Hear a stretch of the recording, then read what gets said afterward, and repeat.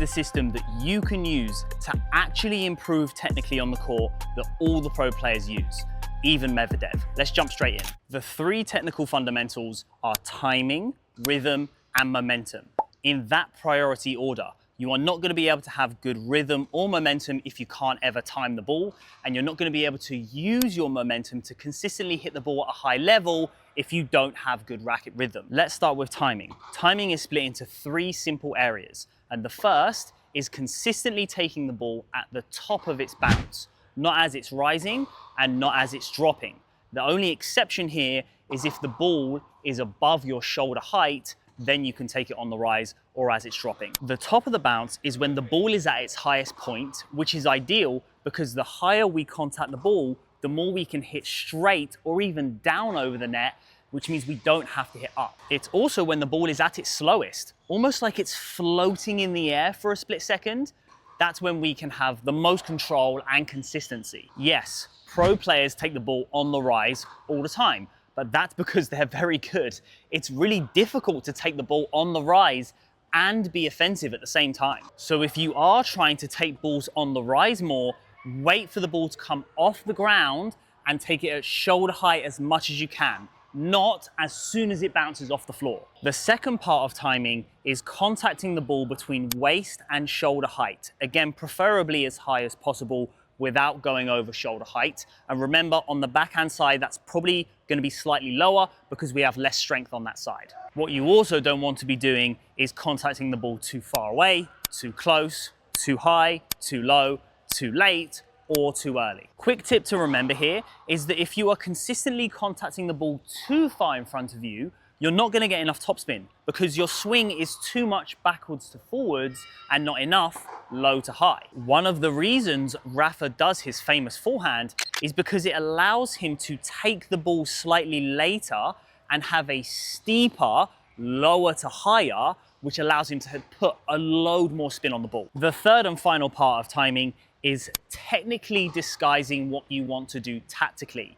Can your opponent tell where you're going to go by technically reading you before you do it? So you've timed the ball fairly well, but maybe it's just a little bit too close to you, a little bit too far in front, and they can read that you're going to go across your body. Or you've hit it slightly later and slightly more behind you and further away, which means they can tell you're going to go straight. You need to set up behind the ball so that you can time any shot you want. You don't set up differently behind the ball to hit different shots. A quick tip for timing is work on your eyes. Yes, footwork is incredibly important, but I feel like a lot of players do that pretty well. You want to work on being able to see the ball as early as you can. That's why you'll see coaches walking to the ball because they just see it so much earlier than you. Most players move well left and right.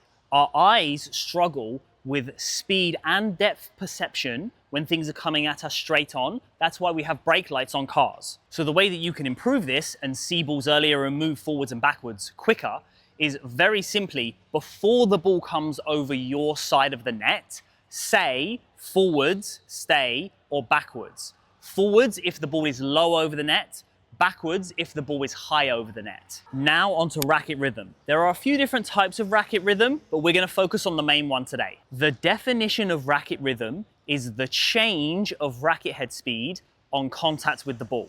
So I'm going to do a demonstration right now. You can pause or rewind the video after I've done it, and I want you to tell me if it was good racket rhythm or not.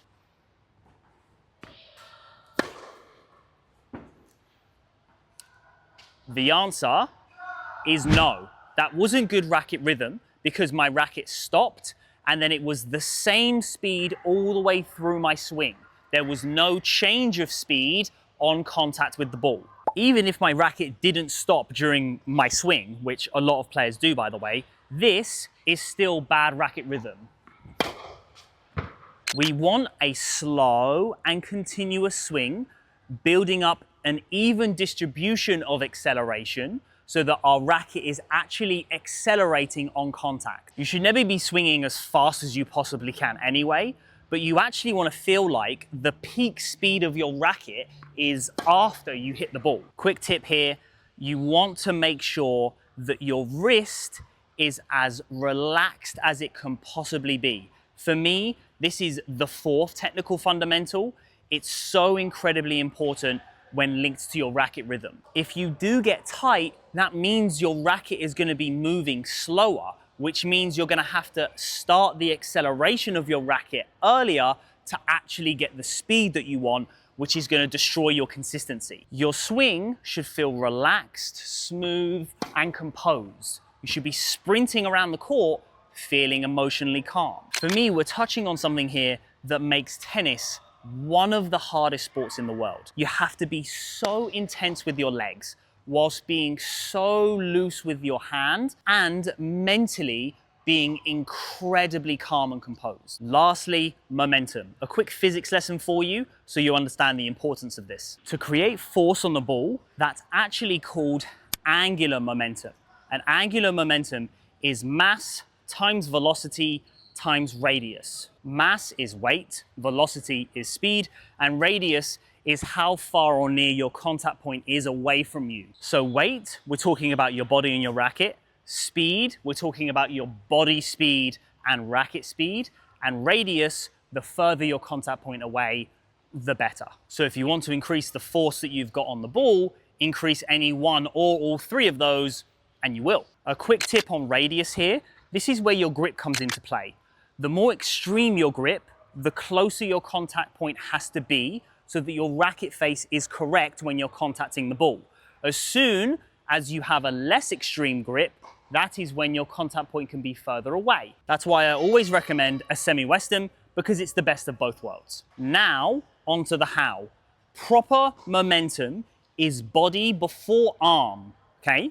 So this is arm and then body, okay? This is arm and body together, all right? And the last one, this is body before arm.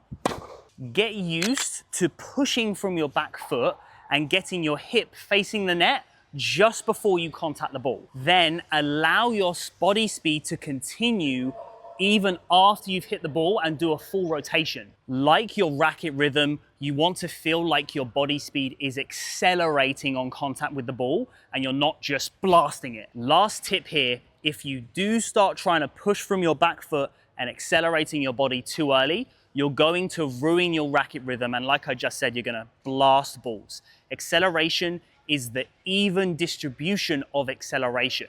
It's not slow and then suddenly fast. So time the ball well.